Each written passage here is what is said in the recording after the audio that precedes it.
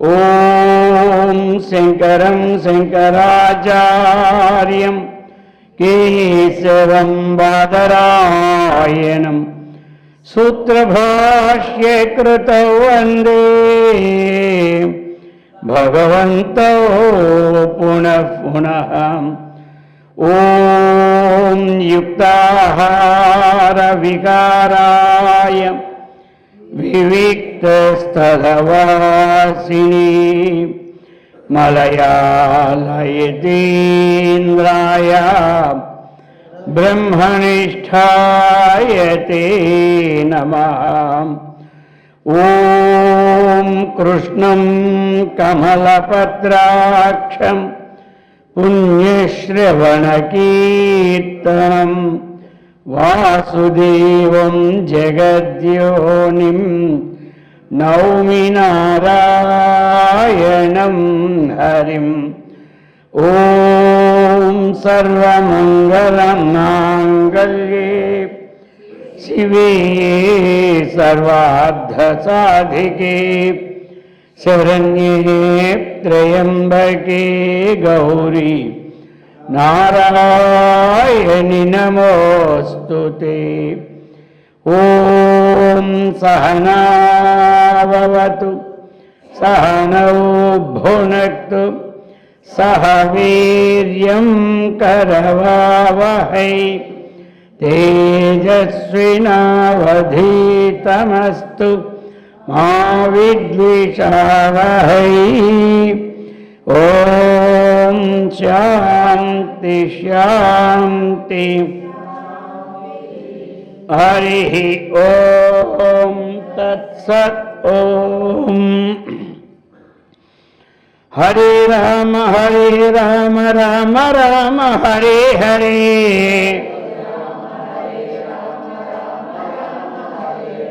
హరే కృష్ణ కృష్ణ కృష్ణ హరే హరే.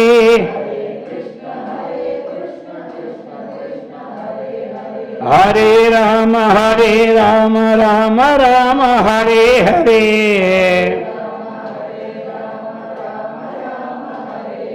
హరే కృష్ణ కృష్ణ హరే హరే.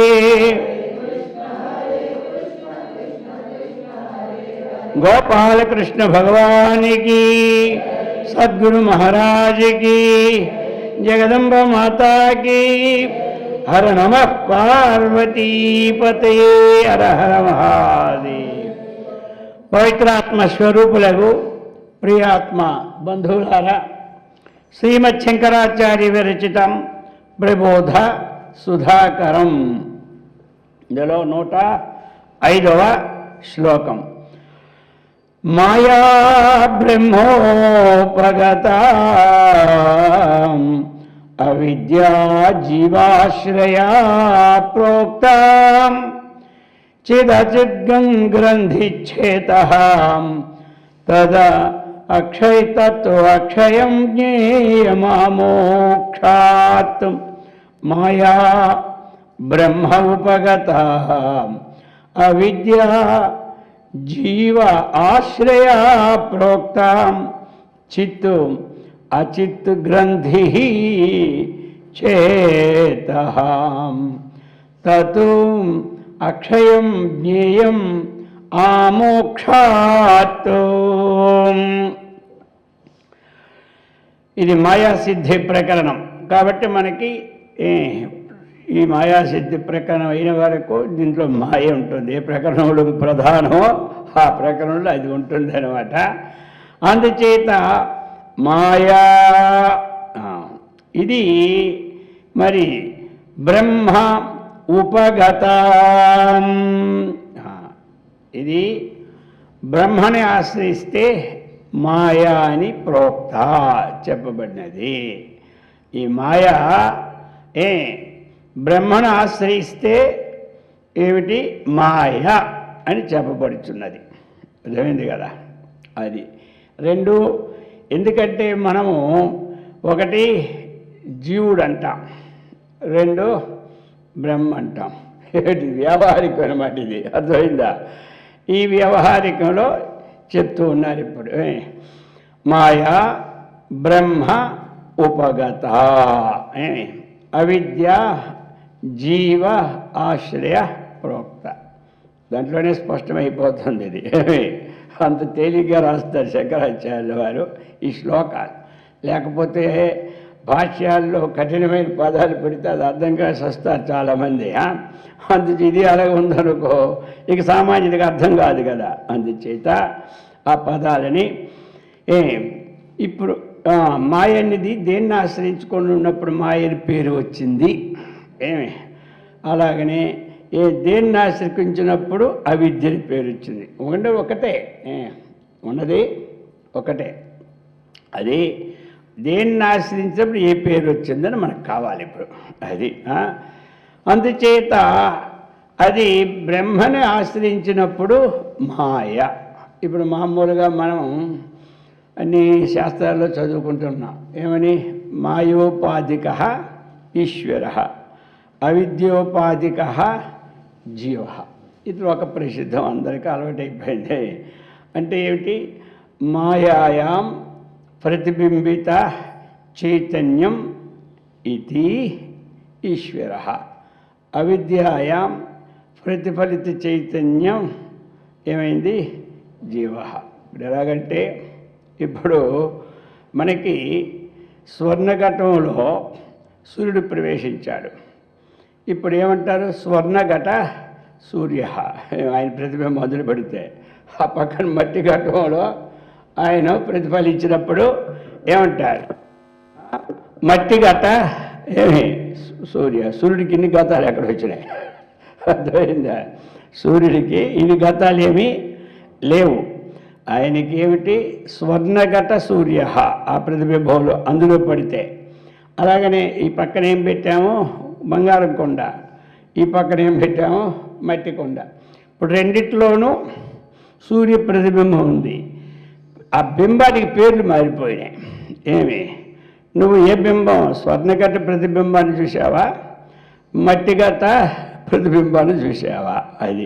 అది స్వర్ణఘటంలో ప్రతిబింబానికి మన ఉదాహరణకి మాయ అనుకోండి, మట్టిఘట ప్రతిబింబం దానికి అవిద్య అనుకోండి. చైతన్యం ఏకమేవ. చైతన్యం అన్నటువంటిది ఒక్కటే. దానికి ఏమిటంటే మనకు అర్థం కావడానికి జీవుడని బ్రహ్మని సకల ప్రపంచము పేరు పెట్టుకోవడం ఏమిటంటే అన్ని పేర్లు ఒకలాగా ఉంటే బాగుండదు కదా. అందుచేత వ్యవహారానికి ఇదంతా సృష్టి వచ్చింది. సృష్టి రావడం వ్యవహారం. ఈ పదాలు కూడా మనకు అర్థం కావడానికి ఇది ఒక సృష్టి అన్నమాట. ఇది పదార్థ సృష్టి. పద సృష్టి, పదార్థ సృష్టి రెండును. ఆ పద సృష్టి వ్యాకరణం అన్నమాట. ఆ పదాన్ని బట్టి పదార్థం మనం తెలియబడుతూ ఉన్నది. ఈ పండ్లన్నీ ఉన్నాయి. మరి నిమ్మ పండుగ పేరు, దానిమ్మ కొండ పేరు, బత్తాయి పండుగ పేరు.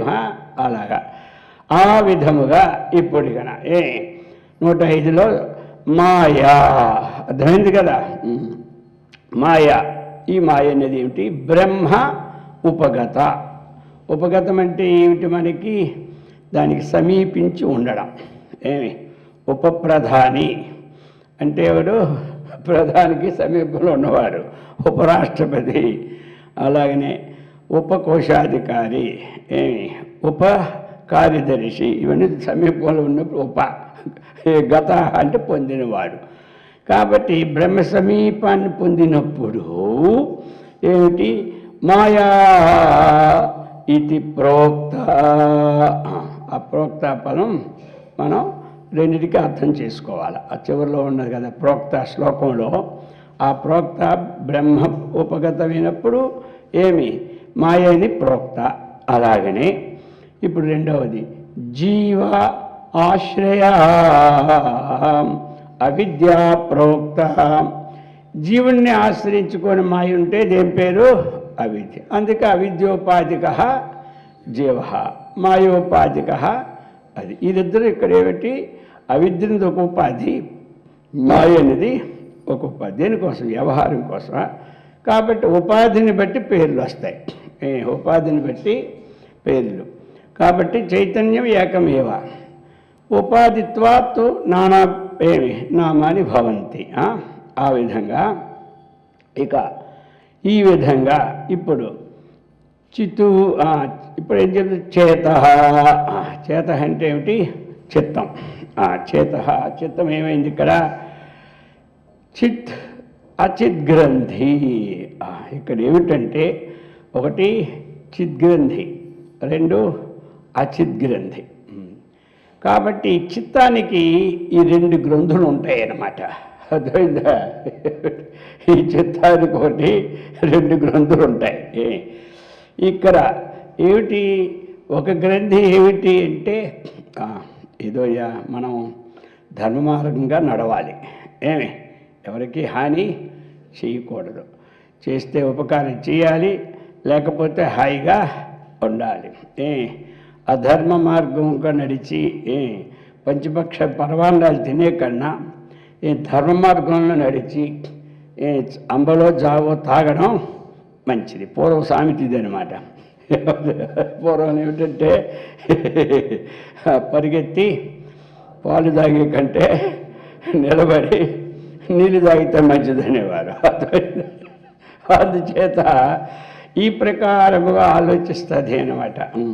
ఏదో ఒకటి దైవాన్ని భక్తి కానీ లేదా ఒక విచారణ కానీ వీటి యందు ఉన్నది ఒక ముడి. అర్థమైందా? ఈ ముడులన్నీ పడుతూనే ఉంటాయి. మనం ఆలోచించింది ఒక మూడో పడుతుంటుంది, మనకు తెలీదు. ఇప్పుడు అందుకే కదా కొంతమంది ఏదో మాట్లాడేస్తున్నాం. ఇప్పుడు విన్నాళ్ళు ఇదంతా జాగ్రత్తగా మాట్లాడుకోవాలి. ఆ పక్కన ముళ్ళు పడిపోతుంటాయి. ఆ సెల్ ఆన్ చేశాడు అనుకో, మనం ఆయన మాట్లాడిన పడిపోతుంటాయి అన్నమాట. అలాగనే అది మనకి తెలీదు. ఈ లోపటే ఇవన్నీ ముళ్ళు పడుతున్నాయి, ఎవరికి తెలీదు. ఏదో ఆడుతున్నామో అదంతా ముడే, ఏది చేస్తున్నామో అదంతా ముడే. ఇది అందుచేత అలాంటిది ఒకటి చిద్గ్రంథి, ఇంకోటి అసద్గ్రంథి అన్నమాట. అసద్గ్రంథి అంటే ఏమిటా? దుర్బుద్ధి. ఇదేమిటి? సద్బుద్ధి. ఇక దుర్బుద్ధి గలవాడు సామాన్యమా? ఇంకేమీ లేదు.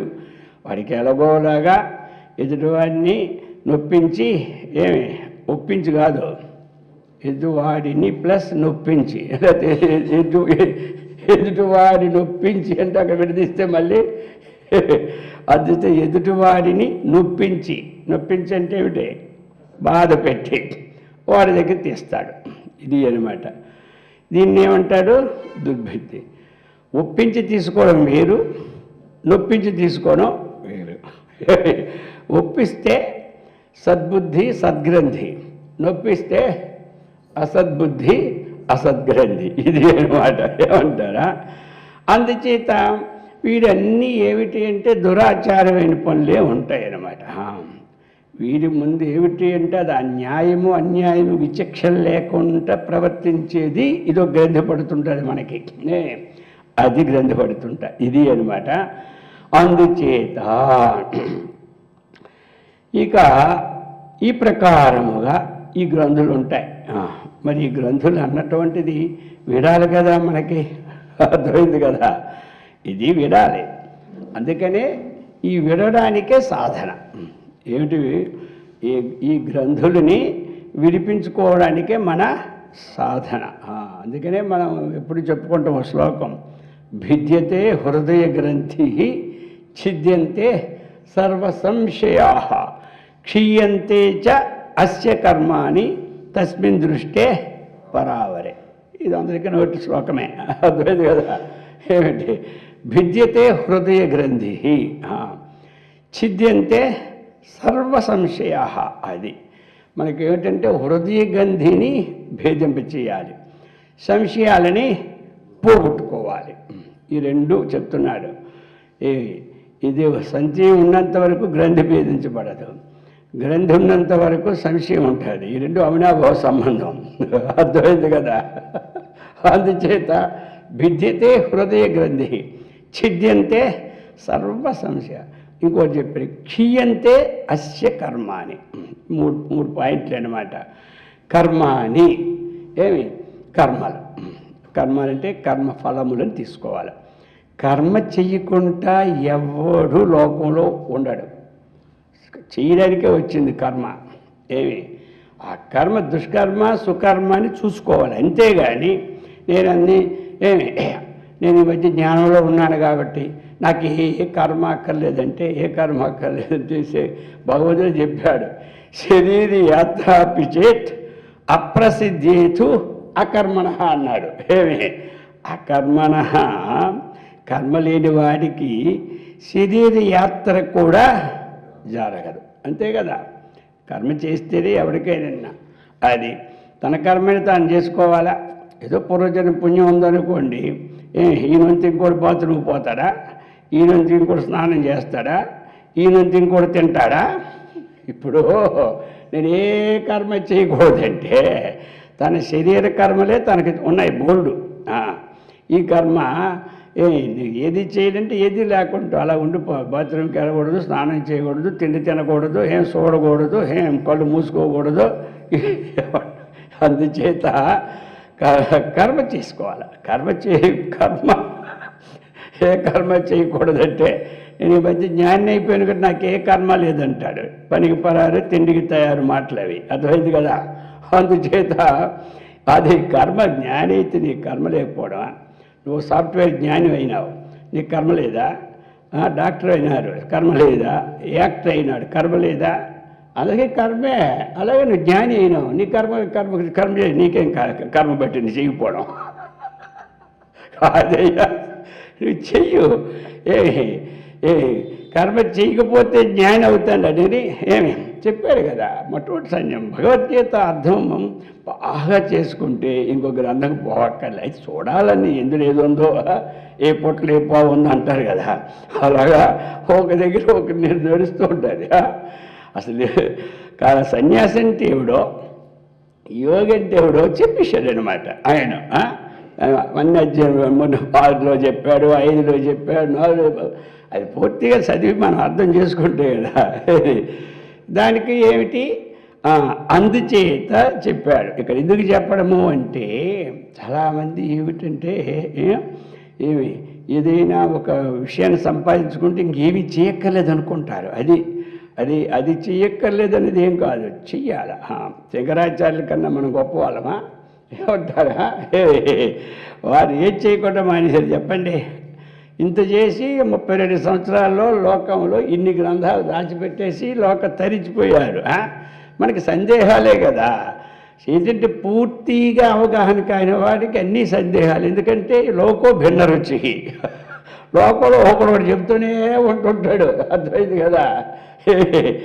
అందుకనే మనం ఒకరిని ఎవరో ఒక ఆచార్యులు, వాళ్ళ పండితులను, జ్ఞానినో సంప్రదించుకొని ఉండాలి. ఉంటే మనకు ఆ సందేహాలు రావు. అందుకే అక్కడ ఎప్పుడేమన్నారు చెప్పండి, తస్మిన్ దృష్టే పరావరే. అది ఇవన్నీ నాశనం కావాలంటే ఇంకో దాని చేత నాశనం కావు.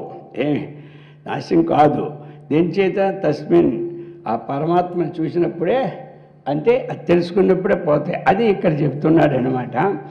ఏం చెప్తున్నారు అంటే ఈ చిద్గ్రంథులు అయితే ఇక్కడ 2 ఉన్నాయి. ఆత్మజ్ఞానం కలగకపోతే ఇవి సహకరిస్తాయి, ఏం పర్వాలేదు. అయితే అచిద్గ్రంథి వల్ల ఏమిటంటే దుఃఖాలు, ఎల్లప్పుడూ దుఃఖాలే కలుగుతుంటాయి. అర్థమైంది కదా. ఎల్లప్పుడూ అంటే కొన్ని సమయాల్లో. చిద్గ్రంథి వల్ల ఏమొస్తుంది? సుఖాలు కలుగుతాయి. చిద్గ్రంథి వల్ల లాభము, అచిద్గ్రంథి వల్ల నష్టము. చిద్గ్రంథి అంటే ఏమిటి? మనకి సద్బుద్ధితో చేసే పనులు. అసద్గ్రంథి అంటే ఏమిటి? మనకి దుర్బుద్ధితో చేసే పనులు. ఈ 2 అన్నమాట. ఒకటి చిద్గ్రంథి, ఇంకోటి అసద్గ్రంథి.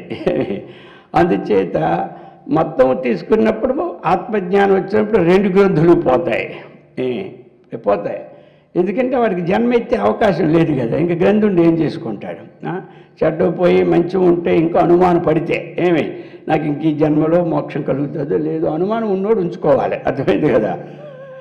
ఉంచుకుంటుంది అదే ఉంటుంది. మనం ఉంచుకునేది ఏంటి? మనం ఉంచుకోవడానికి వస్తువు ఇది తీసుకొని జాబులు పెట్టుకోవడానికి, లేదా బీరువాలు పెట్టుకోవడానికి. అది లోపటే కంప్యూటర్లోనే ఉంచుకుంటుంది. వీడికి ఇంకేం కలగలేదు కాబట్టి వీడిచి నేను పోకూడదని అది ఇచ్చింది చేసుకుంటుంది. అర్థమైంది కదా. వీడికి అన్నిటి కలిగితే ఆ చెట్టు నుంచి పండు కింద పడిపోయేటట్టుగా, ఆ ఎండిపోయిన ఆకులు కింద పడిపోయేటట్టుగా అవి పోతాయి. ఇవి మనం పోవాలని ప్రశ్న మనకు అక్కర్లేదు. దగ్గర కర్మ చేయాలని ప్రశ్న ఉండాలి. కానీ అదే పోతుంది. లోపలికి పోయిందా లేదా, ఇంట్లోని వస్తువులు అంటే పోయినా లేవో చూసుకోవచ్చు, ఒంట్లోని వస్తువులు పోయిందో లేదని నరికేటి తస్మాత్ శాస్త్రం ప్రమాణం ఒకటి అర్థమైందే. మన వాసన ప్రమాణం, మన వాసనే కదా. ఇంతకు ముందుకి నాకు ఇప్పుడు ఎంత మారిందని అంటారు కదా కొంతమంది. మరి ఎక్కడైతే వచ్చింది మార్పు, ఎక్కడ బయట వచ్చిందే, అదే చూస్తుంటే ఇలా మారుతుంటే కంప్యూటర్లో కనబడింది, సినిమాల్లో కనబడినట్టుగా అలా కనబడదు. ఇది అర్థమైంది కదా, తనకు తానే మార్పు. ఏమంటారు, ఒకనాడు దొంగతనం చేసేవాడు, ఉదాహరణ చెప్తున్నాను. ఒకరోజు ఇప్పుడు ఏమైపోయాడు చెప్పండి, ఆ దొంగతనం ఉందా? ఏమీ లేదు. అర్థమైంది కదా. ఒకరోజు దొంగతనం చేసేవాడు ఇప్పుడు దొంగతనం చేశాడా? లేదు. మీకు తెలుసా కథ? అది చెప్తున్నాను. మరి వాల్మీకి చరిత్ర ఎలా ఉంది? మార్పు ఎక్కడ కనబడుతుంది? ఆయనలోనూ కనబడుతుంది, బయట వాళ్ళకి కనబడుతుంది మార్పు. అబ్బా, బయట వాళ్ళు జ్ఞానం తెలియకముందు మంచిగా ఏమి, అబ్బా నేను ఆ రోజుల్లో అంటే నా ఎదురు మాట్లాడితే వాడు అసలు మళ్ళీ నాకు కనబడ్డ సంవత్సరం దాకా అంటాడు. అర్థమైందా? అదొక డైలాగ్ అనమాట. ఇప్పుడు ఏమిటో కానీ ఎంతమంది కనబడినా సంవత్సరం కనబడంటే అర్థం ఏంటి? అంత గట్టి కొట్టిడు ఉన్నట్టు వాడికి, అది లెక్క. అప్పుడు అందుకని అర్థం అవుతుంది మీకు సామాన్యంగా సూత్రం ఇప్పితే కానీ. నా ఎదురువాడు మళ్ళీ సంవత్సరం కనబడంటే అర్థం ఏంటి? అంతా ఏం చేస్తాడో తెలియదు. ఆ భావాలు ఒకప్పుడు ఉంటాయి. మరి వాడు మారిపోయిన వాడి భావాలు ఎలా ఉంటాయి? ఎంతమంది తిట్టినా వాడేం పట్టించుకోడు. మరి ఇది మార్పు, ఇది మార్పు. అలాగని ఇప్పుడు ఇక్కడ ఏం చెప్పారు? చిత్తు ఏమి? అచిద్గ్రంథి చేత, చేత అంటే చిత్తము, చిద్గ్రంథి అసద్గ్రంథి రెండిటితో ఉండి తతు క్షయం. ఏమిటది? మనము దాని నాశాన్ని తెలుసుకోవాలి మనం. అర్థమైంది కదా. అది ఎప్పుడు నాశనం అవుతుందంటే ఆమోక్తత్తు ఆ చిద్గ్రంథి అసద్గ్రంథి తయోహో, ఆ రెండు తయోహో ఇది తత్తు. ఆ రెండు ఎప్పుడయ్యా అంటే ఆమోక్షాత్ క్షయం జ్ఞేయం, అది అనమాట. ఇప్పుడయ్యా నీకంటే ఆమోక్షాత్, అది ఆమోక్షణం. ఆమోక్షణం అంటే ఇక్కడ మనకేమిటి ఆమోక్షణం? ఏమి? ఒకటి ముక్తి లభించినంత వరకు, అది అది అక్షయం.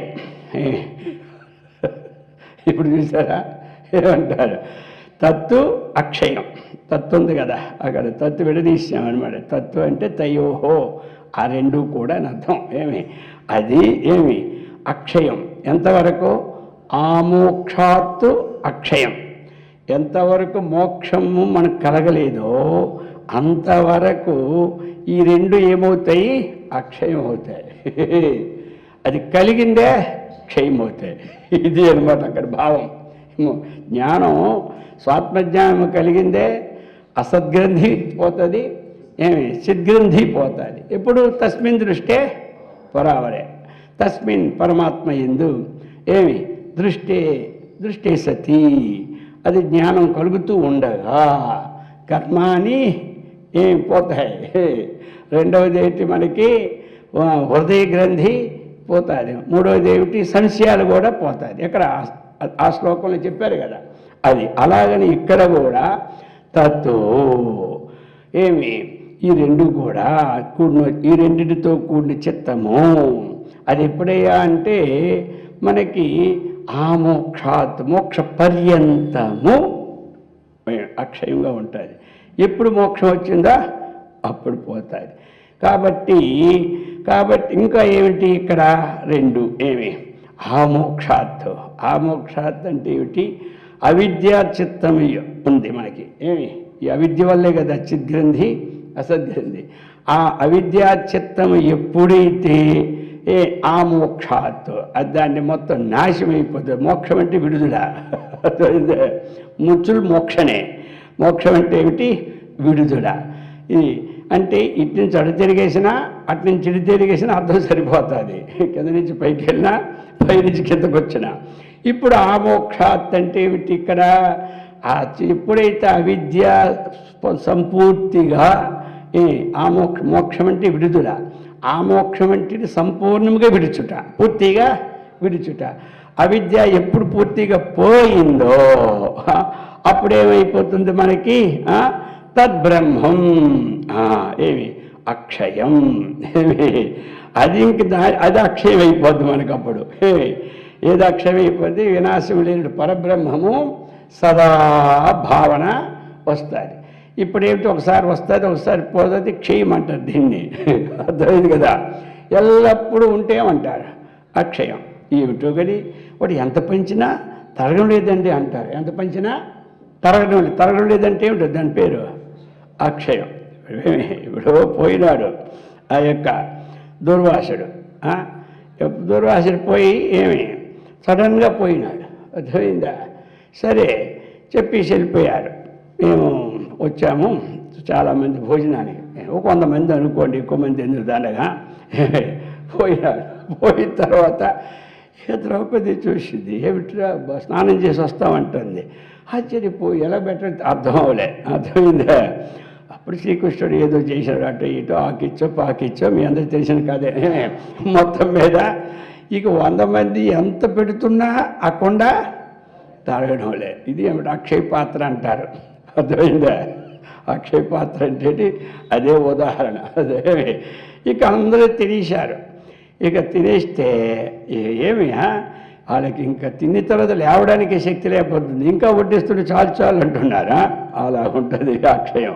అలాగే బ్రహ్మజ్ఞానము కూడా అక్షయం అయిపోద్ది. మోక్షము కలిగినంత వరకు గ్రంథులు అక్షయం అవుతాయి. ఏమి మోక్షం కలిగినంత వరకు గ్రంథులు అక్షయం అవుతాయి. ఎప్పుడైతే అక్షయ స్వరూపమైన మోక్షం కలిగిందా అవిద్య మొత్తం నాశనం అయిపోద్ది. చీకటి పోతే వెలుతురు పోతే చీకటి, ఏది ముందంటే ముందు వెలుతురు వచ్చిందంటే మొత్తం నాశనం అవుతుంది. అలాగా ఆ విధముగా మాయా బ్రహ్మ ఉపగత ప్రోక్త. ఈ మాయే ఈ చిద్గ్రంథి కన్నా అసద్గ్రంథి కన్నా మనకి తయారు చేస్తుంది అన్నమాట. అది పోవాలి అంటే దానికి మూలమైన దాన్ని పట్టుకోవాలి. ఇప్పుడు మాయల పక్కిని పట్టుకోవాలంటే ఆయన పట్టుకుంటూ దొరకడు, ఆయన పట్టుకొని చంపినా చావడు. ఏమి అందుకనే మా పూర్వం ఉండి కథలు ఉండేవి కదా, మాయూరు పక్కి ప్రాణం ఎక్కడుందంటే ఏం చెప్పారు, చిలకలో ఉందన్నమాట. అది ఆ చిలక దగ్గర ఉంటుంది అనమాట. ఇప్పుడు వీటితో ఎంత చేసినా అవ్వదు. ఇప్పుడు రావణాసుని చంపాలంటే రాముడు వల్ల కాలేదు, ఉన్నదన్నది చెప్పుకోవాలి కదా. అయినప్పుడు అయిందని చెప్పుకోవాలి, లేనప్పుడు రాముడి వల్లే కాలేదని సరే మీరు ఎంతమంది రాముడిని పూజ చేస్తున్నారు, అందరు సినిమాలు చూస్తూనే ఉన్నారు కదా. విభీషణుడు పక్కన చెబితే అప్పుడు కొట్టగలిచారు. కొంతమంది ఏమన్నా రాముడి వల్లే కాదనిసారు, రాముడి వల్ల కాదని చెప్పి అది ఎదుటి పట్టుకుంటారు అంతే. ఏమి ఆయనకు వేస్తూ ఉంటుంటే పేక ఎగిరిపోతుంది. సినిమాలు చూస్తున్నాం కదా మనం. ఏమి రామరావణ యుద్ధంలో ఈయన బాణం వేస్తుంటాడు, పేక టాక్కుని కొట్టి అటు పోతూ ఉంటుంది. మళ్ళీ ఈయన ఇంకో బాణం తీసి పేకొచ్చి కూర్చుంటుంది. ఇది చూశాడు, ఎలా 10 బాణాలు పోయినాయి. ఎంతైనా అంతే. ఇది అవిద్య ఉన్నంత వరకు ఏమి వస్తూనే ఉంటుంది. మనం ఎంత పోగొడుతూ ఉన్నా అది వస్తూనే ఉంటుంటుంది అనమాట. ఇప్పుడు చూశాడు ఇంకా లాభం లేదు, విభీషణుడు చెమటలు వస్తున్నాయి, రాముడికి చెమటలు ఎక్కిపోతున్నాయి, ఏం చేయాలి? అప్పుడు పక్కకి పిలిచి అలారా ఏమి ఇక అక్కడ కొడితే అవదు, ఆయనకి లోపట ఉంది ఆయన మాయ, ఎక్కడ కిందని ఆ కడుపులో అమృత బాండం ఉంది, దాన్ని కొట్టేవా అమృతం కింద పడిపోద్ది అబ్బాయికి. ఏమే అప్పుడు మనం కొట్టక ఆయన పడిపోతాడు అన్నాడు. అప్పుడు రావణాసురుడు అన్నాడు, చీ ఇంటి గుట్టు లంకకి చేయటం అన్నాడు. అర్థమైందా? అందుకనే కొన్ని ఇంట్లో కొన్ని చెప్పాల్సినవి ఉంటాయి, చెప్పడానికి ఉంటాయి. అర్థమైందా? చెప్పడం మంచిది అయింది కదా. అర్థమైందా? ఇప్పుడు ఇంటి గుట్టు లంకించేట మాట ఎప్పుడు వచ్చిందని తెలుసుకోవాలి కదా. ఇప్పుడు లేదా అది వాడుకుంటాం, ఎక్కడొచ్చిందో తెలియదు. అది ఎక్కడొచ్చిందంటే ఇక్కడ వచ్చిందనమాట. ఇక్కడ ఇంటి గుట్టు లంకకి చేటు అది కొట్టడం వల్ల పోయినాడు, లేకపోతే పోగలలేడు. అది బ్రహ్మరుద్రుడికి అవకాశం లేదు. అంత తపస్సు చేశారు. వాళ్ళకి ఆ శక్తి ఎక్కడి నుంచి వచ్చిందంటే అది మా పరమాత్మ నుంచే, భగవంతుడి నుంచి వచ్చిన శక్తి. అది అంత శక్తి ఏదో మసబుసి మాయిగారిడాలు చేసి ఇలాగా అన్నాం కాదు వాళ్ళు. అర్థమైంది కదా, ఒక శక్తిని సంపాదించుకున్నారు. జపం చేసి తపస్సు చేసి బాగా కొంతమందికి అలాగే ఒకరి మీద ఒకటి విరోధం తప్పదు. ఇప్పుడు హిరణ్యకశిపుడు ఎంతసేపు ప్రహ్లాదుడికి ఏమంటాడు, నిన్ను భజించొద్దని చెప్పలేదు, భజించుకో. మన కులగురు ఎవడు, కులదేవుడు ఈశ్వరుడు, ఆయన భజించుకో, నేను ఒప్పుకుంటాను, విష్ణుమూర్తిని వదులు అంటాడు. అదే అన్నమాట. అది వదిలితే ఇంకేమైపోయింది, ఆ భేదం లేనే లేదు. ఏమంటారు ఇప్పుడు భేద బుద్ధి ఇంకా మా లోకంలో తయారవుతుంది. ఏమి అక్కడ లోకబుద్ధిని అభేద బుద్ధిని వ్యాపించడానికి వచ్చాడు కదా ప్రహ్లాదుడు. ఈ భేద బుద్ధిని ఖండించి అభేద బుద్ధిని వ్యాపకం చేయడానికి వచ్చాడు ప్రహ్లాదుడు. మరి దేనికి ఊరకొచ్చాడు ఆయన. అందుచేత అభేద బుద్ధిని ప్రాప్తి చేసి పోయినాడు. తండ్రి చచ్చినా పర్లేదు కానీ ఈ అభేద జ్ఞానం మానవుడికి కావాలి. తండ్రి అన్నవాడు ఒక అజ్ఞాని. అజ్ఞాని పోతే కానీ అభేదం రాదు.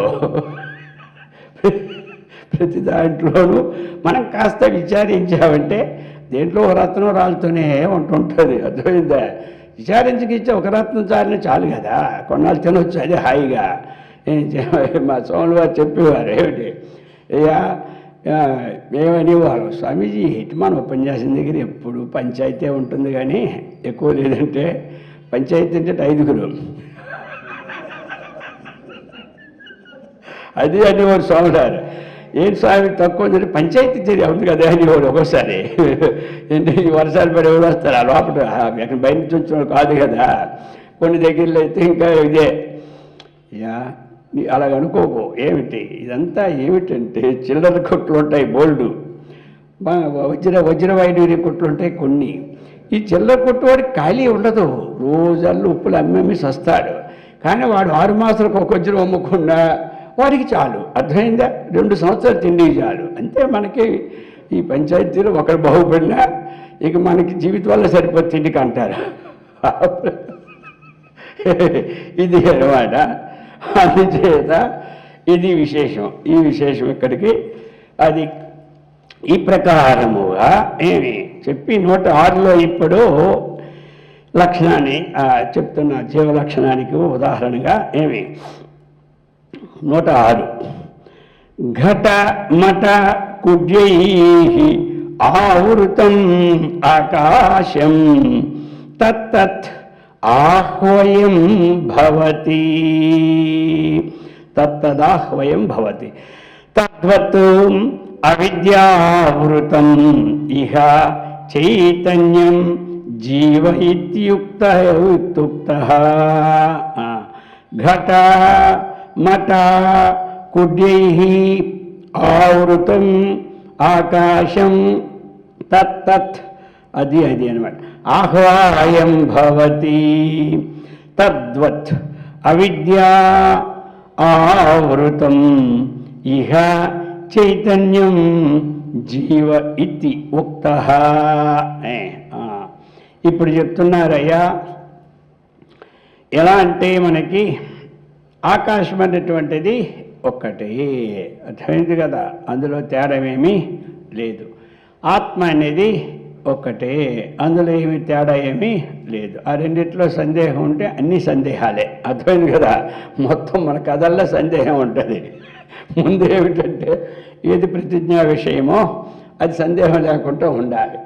ఇంక మొదట్లోనే సందేహం ఉంటే ఇంకేం వచ్చింది. మొత్తం అన్నీ ఉత్పత్తి అయ్యేవి సందేహాలే. ఉత్పత్తి అయినటువంటి మూలానికి సందేహం ఉంటే దాని నుంచి పుట్టిన కాయలన్నీ సందేహం. ఉత్పత్తిలోనే ఏమి దీంట్లో విషమందని కూడా చెప్పాడు అనుకోండి, బీజంలోనే పడిపోయింది అన్నాడు అనుకోండి, ఇప్పుడు ఎప్పుడు ముట్టుకోడు.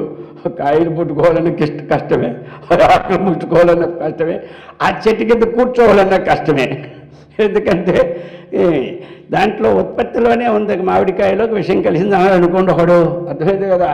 ఈ చెట్టు మాత్రం పరమ మోసం అండి అంటాడు. ఎందుకంటే ఆ మామిడికాయ తిన్నోడు కూడా సస్తాడు, ఆ ఆకు తగినోడు సస్తాడు, ఆ గాలి తగినోడు కూడా ఏమి ఇంకా తీసుకొచ్చి ఇంటికి వేసుకుంటాడు అనుకో, దేనికైనా మంచానికి, వాడు అంటే చచ్చిపోతాడు. అంటే ఇప్పుడు అంతా సందేహం.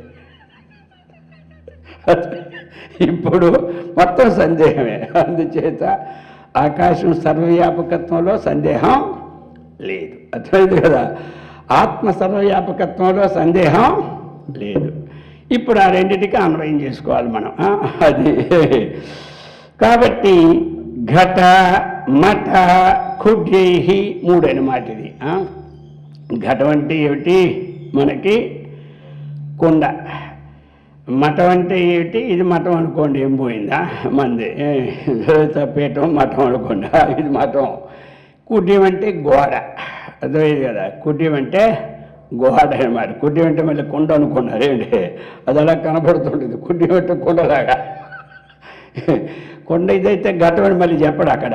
ఏమంటే 2 కొండలు ఎందుకు చెప్పడం దండగా చెప్తే అప్పుడు దాని విశేషణం పెట్టాలి. బంగారం కొండ, వెండి కొండనా, అందుచేత ఘట, ఆ విధంగా మఠ, మఠం, కుడ్య, వీటి చేత మఠం చేతను కానీ, అలాగనే ఘటం చేతను కానీ, గోడల చేతను కానీ, ఏది కానీ ఆవృతం ఆకాశం, ఆవరించినటువంటిది ఆకాశం.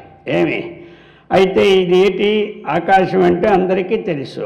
ఎక్కడెక్కడ అవకాశం ఉంటే దాని పేరంతా ఆకాశమే. ఏమి దానికి ఏమి ఎరుపు, నలుపు, తెలుపు ఏమీ లేదు. కానీ ఏదంటే ఉదాహరణ తలమాలిన అంటారు అంతే. అర్థమైందా? శంకరాచార్యుల భాషలో కూడా ఆకాశం తలమాలిన అంటే ఆకాశం నీలి రంగుగా ఉందంటారు. ఎవరంటారో బాలాహ అని పెట్టారు పక్కనే వైను భాష్యంలో. బాలుడు అది నల్లగా ఉందంటాడు. అది అలాగే అజ్ఞానుడు అన్ని రూపాలు చేస్తుంటాడని అర్థం అక్కడ. అలాగని ఇక్కడ ఏమిటంటే ఆవృతం, అది ఆవరింపబడి ఉంది. ఆవరింపబడి ఉంది ఏం చేసింది అది? అది వ్యాపకమైనటువంటి ఆకాశ స్వరూపాన్ని వీటిలో పడి ఏమి పరిచ్ఛిన్నమైనది. ఏమి ఆవరింపడింది? పరిచ్ఛిన్నమైనది. అది ఏమైపు అంతటా వ్యాపించిన ఆకాశం ఇక్కడ ఏమైంది? దాని నుంచి వేరు చేయబడిందా కనబడుతున్నది, పరిచ్ఛిన్నమైనదిగా కనబడుతున్నది, ఆవరింపబడినట్టు కనబడుతున్నది. అర్థమైంది కదా. ఇది 3 రకాలుగా మనకి కమటనే ఉంటున్నది. అందుచేత ఇప్పుడు ఏమైపోయింది మనకి? ఘటాకాశం అంటాం, అలాగనే ఏమి మఠాకాశం అంటాం, అలాగనే కుడ్డి ఆకాశం. ఆ గోడకి ఉన్న అవకాశాన్ని ఆ కుడ్డి ఆకాశం. అర్థమైంది కదా. గోడ కడుతూ ఉన్నాం కదా, ఆ ఆకాశాన్నే ఉంటాడు. అది పూర్తి అయిందాక అవకాశం ఉంటుంది ఆ గోడ, అంతవరకు అది పూర్తి కాదు. ఆ ప్రకారముగా ఏమి అది దానికి ఒక రంధ్రం పెట్టామంటే అందులో నుంచి ఉన్న అవకాశాన్నే ఉంటాడు. గోడలో ఉన్న రంధ్రానికి అది కుడ్డి ఆకాశమే. అర్థమైంది. ఇదొక కుడ్యం అనమాట మనకి. ఇదొక కుడ్యము, ఇదొక కుడ్యము. ఇది నేత్రాకాశం, ఇది నాసికాకాశం, ఇదేమిటిది శ్రోత్రాకాశం, ఇది హృదయాకాశం. ఇవన్నీ ఆకాశాలు. 9 ఆకాశాలు ఉండబట్టే ఈ యంత్రం నడుస్తూ ఉంది. ఏ ఆకాశం మూసిపోయినా గోవింద రామ్ నామ్ సత్య అనవలసిందే. ఇంక ఈ ఘటం అక్కడ పోవాలి. అక్కడికి అది శ్మశానానికి. అందుచేత సరే ఇప్పుడు ఉదాహరణ ఏమిటంటే ఆవృతం ఆకాశం తత్తత్ ఆహ్వయం భవతి. ఆహ్వయం అంటే పేర్లు, నామాలు. ఏమి నామం పేరు అనమాట. పేరుకి నామాన్న అదే, నామమన్న పేరన్న అదే, ఆహ్వయం అన్న అదే. సంస్కృతంలో అమరములో ఆహ్వయం విజయకొల్టు పేరు. అర్థమైంది కదా. ఎందుకంటే ఆహ్వయం పెద్దగా వాడరు కదా. పేరంటే గుర్తొస్తుంది, నామం అంటే గుర్తొస్తుంది. కాబట్టి ఆయా నామాలు భవతి. ఆకాశానికి తత్తు అంటే ఆయా, అక్కడక్కడ ఆ నామాలు భవతి. వాటికి పేర్లు వచ్చినాయి. కానీ తద్వత్తు అది చెప్తున్నాను ఇప్పుడు. అయ్యా ఇది ఎలాగొచ్చిందయ్యా అంటే ఈ ప్రకారంగా ఏమి చైతన్యమైన జీవుడికి వస్తుంది, కింద చెప్పబోతాడు. అర్థమైందా? అది ఎలాగైతే ఘటమట కుడ్డే ఆవృతం ఆకాశం తత్తత్ ఆహ్వాయం భవతి అయిపోయింది. ఇప్పుడు తద్వత్తు అంటే అదే మాదిరిగా ఇహ. ఇక్కడ ఏమిటి మనకి ఈ జీవుడి విషయంలో ఇక్కడ జీవుడి విషయం కదా ఇప్పుడు ఇది. ఇహ ఈ జీవుడి విషయంలో మనకి ఏమిటి వస్తున్నది? ఆ ప్రకారముగా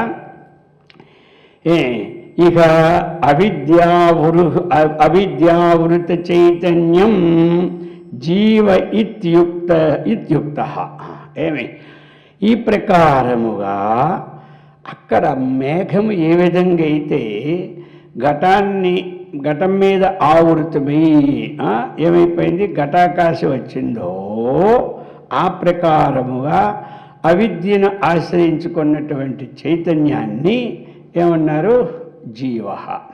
అవిద్యను ఆశ్రయించుకున్నటువంటి చైతన్యాన్ని ఏమైంది, అవిద్య చేత ఆవరింపబడినటువంటి చైతన్యం పేరేమిటి, అది.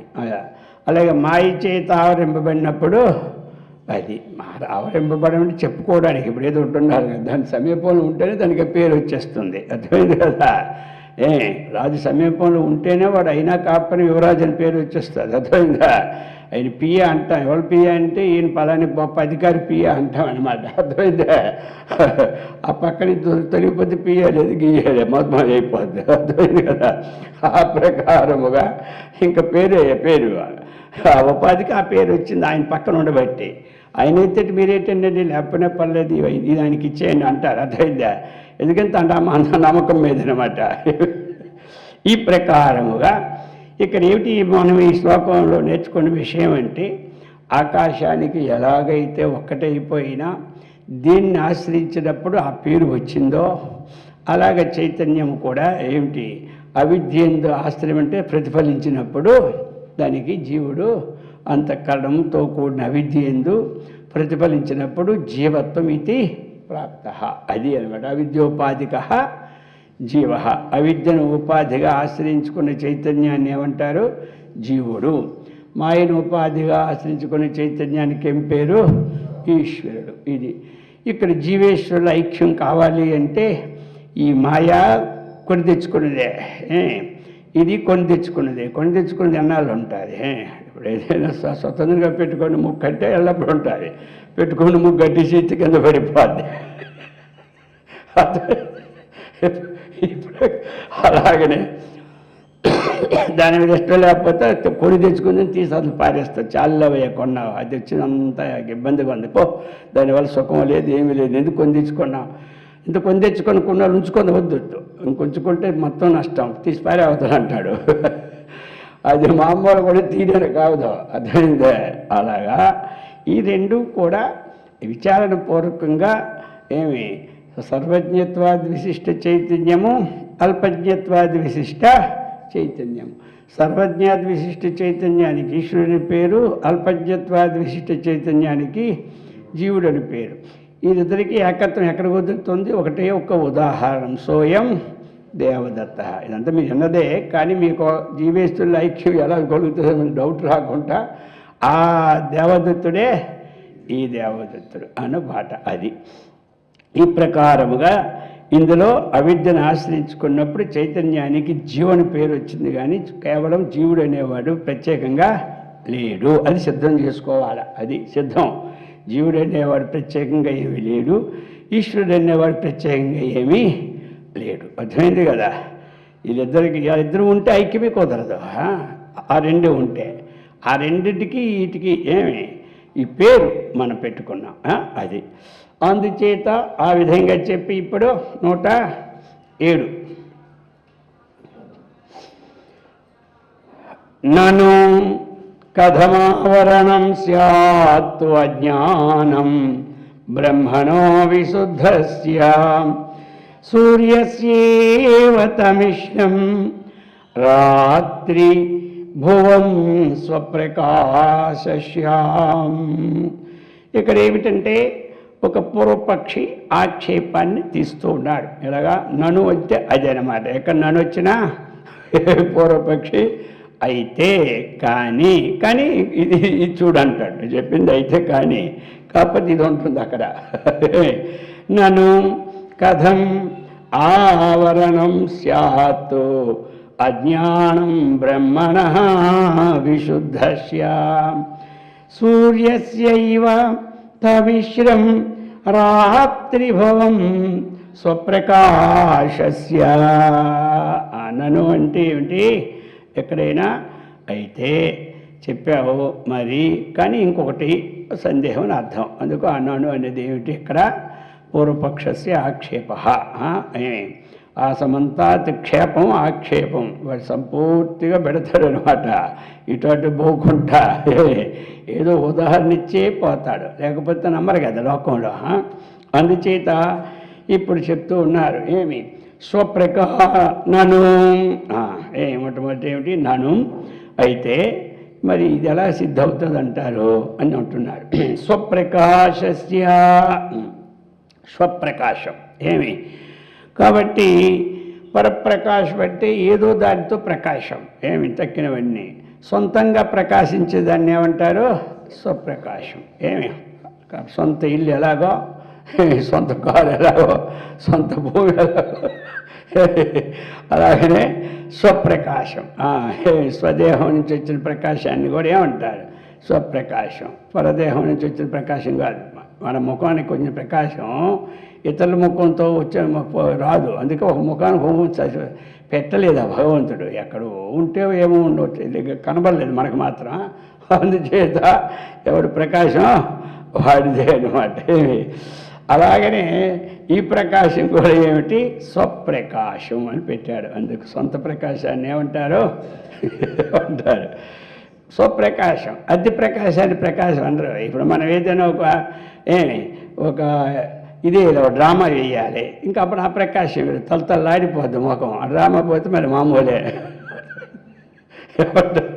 ఇప్పుడు ఏదైనా ఒక యాక్షన్కి వెళ్ళామనుకోండి, దానికి ఏమంటారేమో దాంట్లో పంచ మేకప్ చేస్తారనమాట, మహా మేకప్గా. అదేమిటది పరప్రకాశం. అన్నీ రాస్తే అప్పుడు దానికి తగినటువంటి సుగంధాలన్నీ పూస్తే ఇప్పుడు దీనివల్ల శరీరం ఏ ప్రకాశం, ఇది పరప్రకాశం. యాజిటీజ్గా ఉన్నది ఏమిటి స్వప్రకాశం. యాజిటీజ్గా ఉంటే అంత ప్రకాశం ఉండదు కాబట్టి మాయ చేత జయించాలి కాబట్టి అందుకే ఎవరికైనా ఏదైనా రూపం కావాలంటే దాన్ని మళ్ళీ పరప్రకాశంతో అలంకరించుకోవాలి. అర్థమైంది ఎవరికైనా. అలా కాకుండా ఇప్పుడు ఇదేమిటిది స్వప్రకాశం, స్వయం ప్రకాశం, స్వప్రకాశం. అటువంటి ప్రకాశము గల సూర్యునికు అది అంతవరకు ఆయనకి అది మనం తీద్దాం. మళ్ళీ అది ఎలాగొచ్చిందో తర్వాత ఇప్పుడు ఎవరికొని విశేషం వారికి ఉండాలి. అదో ఆయన దగ్గరికి వెళ్ళి ఇంకోటి గొప్ప చెప్పకుండా ఈశ్వరుడి దగ్గరికి వెళ్ళి విష్ణుమూర్తి గొప్ప అనకూడదు, నువ్వు ఈశ్వరుడే గొప్ప అనాలా. అర్థమైంది. మీ దగ్గరికి వచ్చి పక్కోడు గొప్ప చెప్పాను గొప్పవయ్యా ఎంతసేపు చెప్తా అంటావు.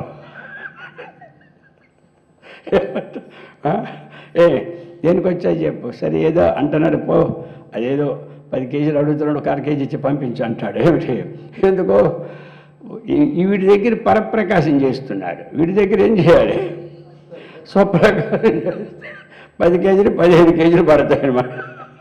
అంటే విశేషం మీకు చెప్తాను ఉదాహరణ కోసం అర్థం అవ్వాలైనా. అలాగనే ఇప్పుడు స్వప్రకాశస్య సూర్యస్య అర్థమైంది కదా విశేషణం. సూర్యుడికి స్వప్రకాశం అనేది.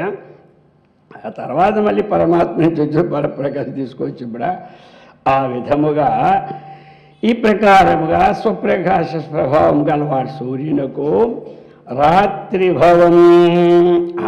రాత్రిభవం ఏమిటి ఆయనకి ఎప్పుడైతే రాత్రిభవం అంటే రాత్రి ఎందు, అది రాత్రి ఎందు ఉన్నటువంటి తమిశ్రం, అది తమిశ్రం అంటే ఇంకా బాగా చీకటి అన్నమాట.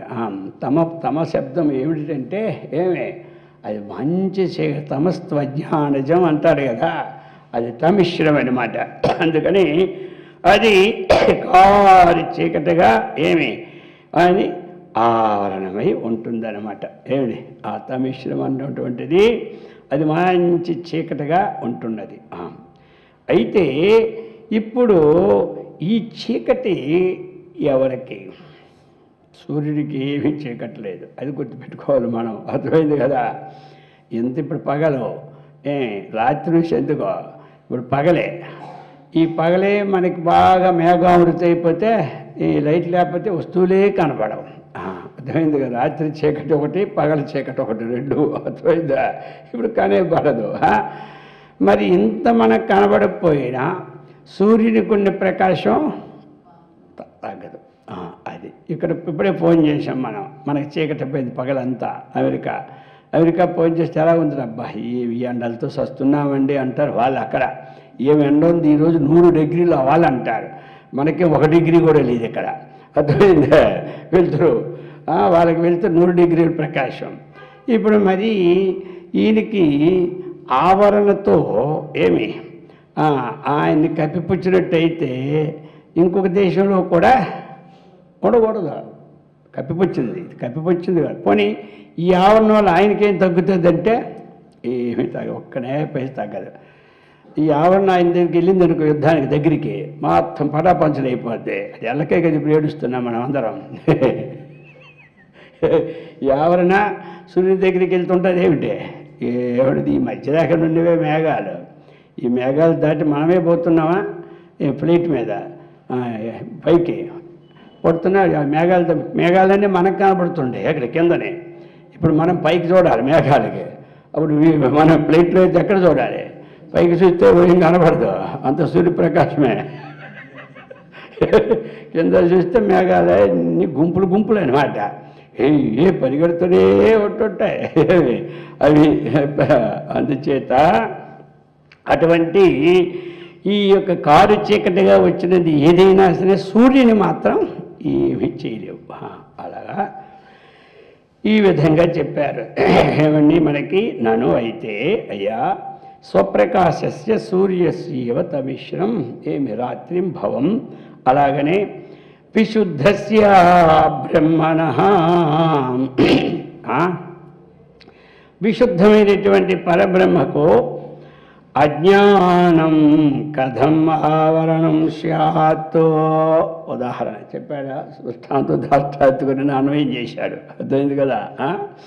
కాబట్టి విశుద్ధస్య బ్రహ్మణః శుద్ధమైనటువంటిది బ్రహ్మము, దానికి ఏ ఆవరణ లేదు. ఇప్పుడు చెప్తూ ఉన్నావు నువ్వు అది ఆవరించినప్పుడు ఇది వస్తుంది, ఇది ఆవరించినప్పుడు అది వస్తుంది. అందుచేత విశుద్ధమైన బ్రహ్మానికి కథం ఆవరణం స్యాత్ అంటే అజ్ఞానం. విశుద్ధమైన బ్రహ్మమునకు విశుద్ధస్య బ్రహ్మణ అంటే విశుద్ధమైనటువంటి బ్రహ్మమునకు, దానికి ఎప్పుడు స్వచ్ఛంగా ఉన్న పరబ్రహ్మమునకు అజ్ఞానం ఏమి ఈ యొక్క చీకటి అనేటువంటి అజ్ఞానము కథం ఈ విధముగా ఆవరణం కలుగుతూ ఉన్నది అని ప్రశ్న. అది ఇదేమిటిది ప్రశ్న. అది ఏమర్థం? ఇప్పుడు మనకి ఆ మేఘము యొక్క ఆవృతము చేత ఆయా పేర్లు దానికి వచ్చాయి. అలాగనే ఇది మాయ యొక్క ఆవృతం చేత ఈశ్వరుడు అన్నావు, అవిద్య యొక్క ఆవృతం చేత జీవుడు అన్నావు. అసలు ఆవరణం దేనికి ఉంది చెప్పు? ఆవరణం దానికి ఉందా? లేదా నీకు అది ఆవరణం లేని దానికి వస్తువు దానికి ఎలాగ ఆవరించింది? సూర్యుడికి ఇప్పుడు ఎల్లప్పుడూ ఉంటాడు, ఆయనకి ఆవరణం అంటావా? ఇది మేఘం కాదు. కాబట్టి ఆవరణం ఎలా సిద్ధించింది చెప్పు అంటున్నాడు. ఈయనకే కథం విశుద్ధమైన పరబ్రహ్మానికి అజ్ఞానం ఉన్నటువంటి ఆవరణము కథం ఎలా వచ్చింది చెప్పు, అది చెప్తున్నాడు. ఎందుకంటే స్వప్రకాశమైనటువంటి సూర్యునికి ఆవరణం లేదు కదా, అలాగే పరమాత్మకు ఆవరణ ఉండకూడదు కదా, నువ్వు ఆవరణ ఎలా చెప్పావని అడుగుతున్నాడు అనమాట. అది దానికి ఇప్పుడు సమాధానం చెప్పబోతున్నారు. అర్థమైంది కదా? కాబట్టి అజ్ఞానముచే కప్పబడినటువంటి భాగానికి జీవుడు అన్నావు కదా. ఇప్పుడు అజ్ఞానము చేత అవిద్య చేత పోని అనుకోండి, అవిద్య చేత ఆవరింపబడిన దానికి జీవుడు అన్నావు. అసలు అది ఆవరించడం ఎక్కడుంది? శుద్ధమైన పరమాత్మకి అవిద్యంది ఆవరణ ఎక్కడ? ఎందుకు జీవుడు అన్నావు అనే జీవుడు అనే పక్షము కుదరదంటాడు ఎవడు? పూర్వపక్షవాదు. మంచిదే, ఆయన అన్ని మాట మనకే మేలు. విడదీసి చెప్పినప్పుడు సరిపోతుంది. ఇప్పుడు ఆయన జీవుడు అంటారంటేనే కష్టం, కానీ జీవుడు అనే మాట కుదరదని దానికేమి. మనం అదే చెప్తాను, జీవో బ్రహ్మైవ నా పరహ. నా పనిపక్షంలోనే ఆయన కూడా మాట్లాడుతున్నాడు, కొంచెం తెలియాలి అంతే, ఇంకేమీ లేదు. అర్థమైంది కదా? ఉంటారు కదా, ఎందుకుదా ఊరక వాడు మన పక్షాన్ని సూచిస్తున్నాడు కదా, నువ్వు ఇంకెందుకు వాదన పెట్టుకుంటావు అంటారు లోకంలో కూడా. లోకంలో కూడా వాడనే మాటలు కొన్ని మన పక్షంలో ఉన్నాయి, నువ్వు తొందరపడకు అని అంటాడు, తగ్గు తగ్గు వాడు మన పైకి వచ్చేస్తాడు. అదేనమాట, ఆ ప్రకారంగా ఇదేనమాట ఇప్పుడు అందుచే చెప్తున్నాడు. కాబట్టి పై ఆక్షేపణకు 2 శ్లోకాలలో చక్కగా సమాధానం ఇస్తూ ఉన్నారు.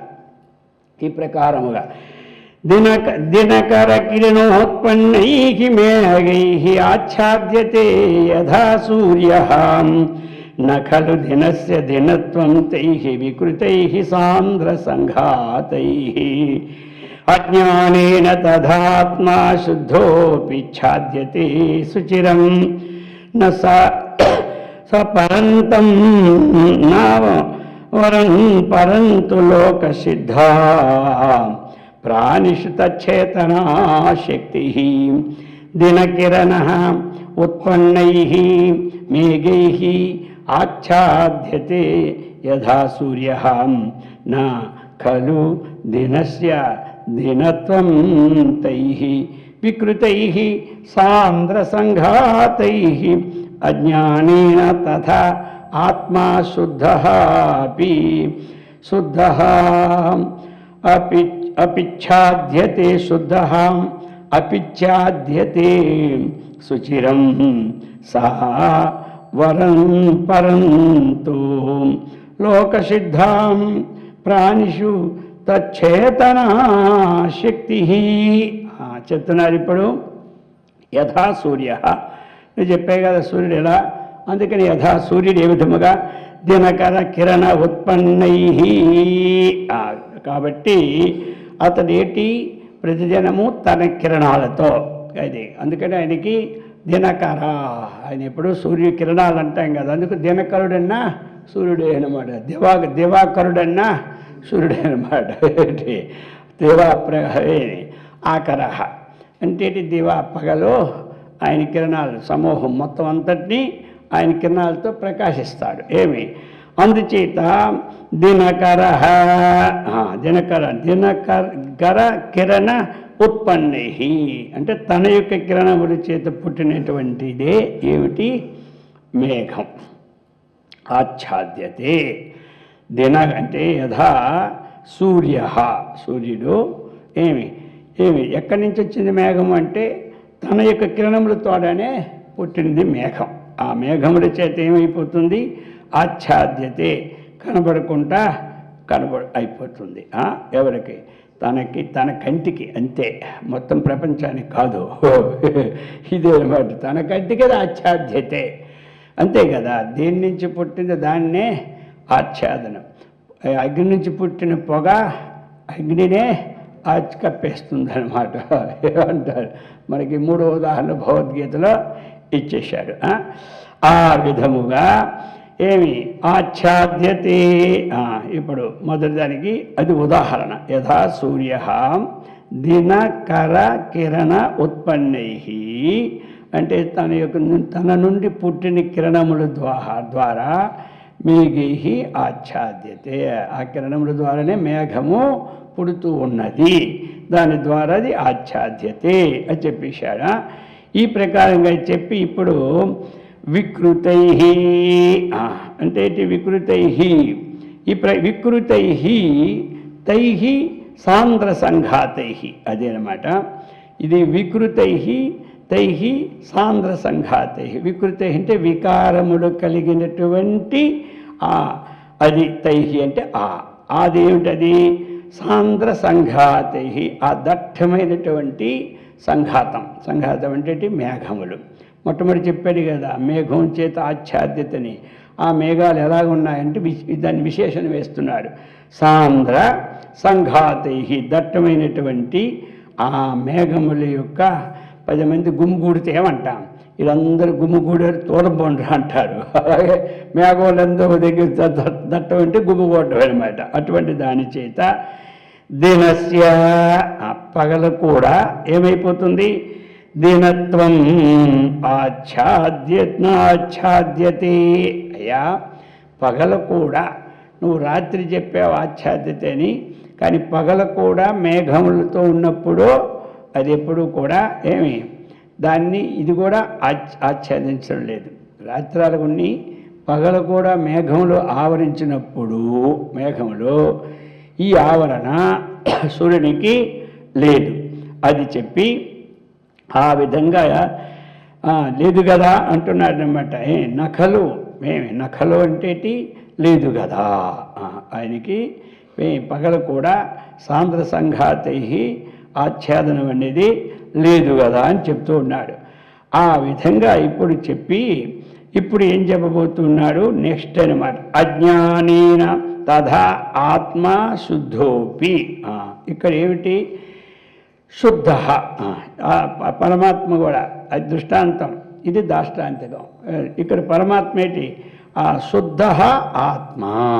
తథా అంటే ఆ విధముగా పైన ఎలా చెప్పామో ఆ విధముగా తథా. ఈ కింద శ్లోకంలో మొట్టమొదటి ఏం తీసుకుంటామో తథా. అంటే పై విధముగా పగలు ఆవృతమైపోయినా తన నుంచి పుట్టినటువంటిది ఆవృతమైపోయినా సూర్యుడికి ఏది అంటడం లేదు కదా, ఆ ప్రకారముగా తథా శుద్ధ ఆత్మ.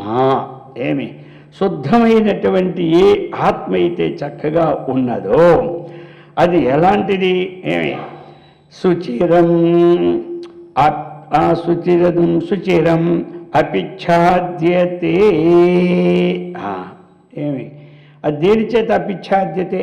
అజ్ఞానేన. ప్రశ్న కదా అక్కడ. శుద్ధమైనటువంటి ఆత్మ కూడా అజ్ఞానము చేత సుచిరం అంటే చాలా కాలం. చిరం అంటే ఏమిటి? చాలా కాలం. చిరంజీవి భవ అంటే అది ఇంకా సుచిరంజీవి భవ. అర్థమైంది కదా మంచిగా, చాలా కాలం చిరంజీవి భవ.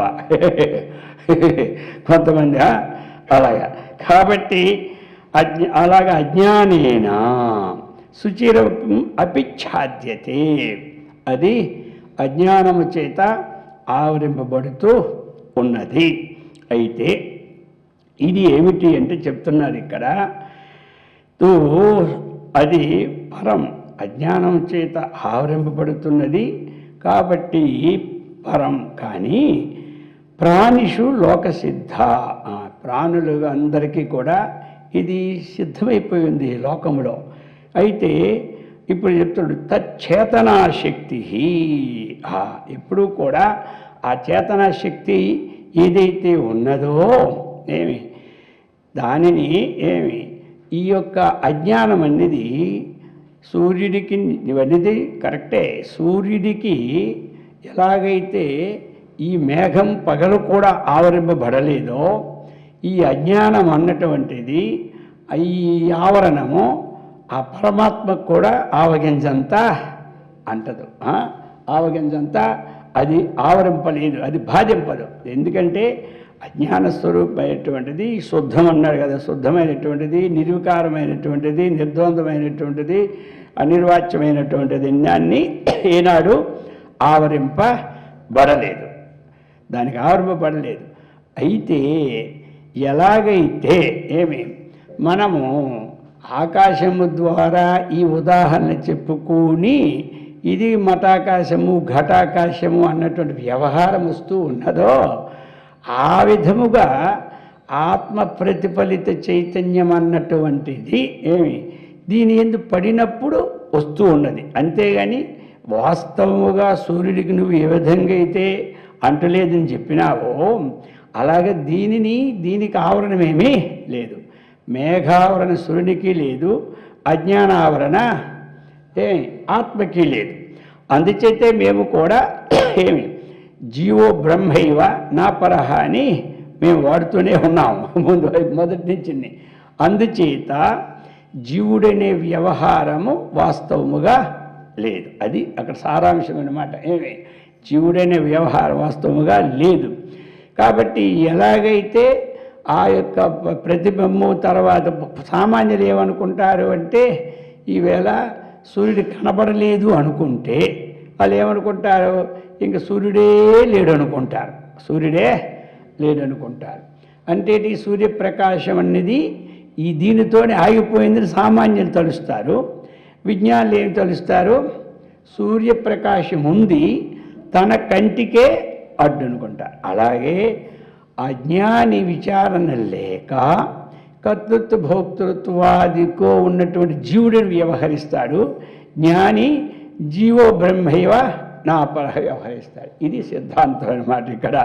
అందుచేత దీంట్లో దోషమేమీ లేదు, నువ్వు అడిగావు మంచిదే, కానీ దానిలో ఏమి దోషం లేదు అన్నటువంటిది పూర్తి చేస్తాడు. అందుచేత ఇక్కడికి ఏమైపోయింది, ఈ మాయాసిద్ధి ప్రకరణం సమాప్త అయిందనమాట.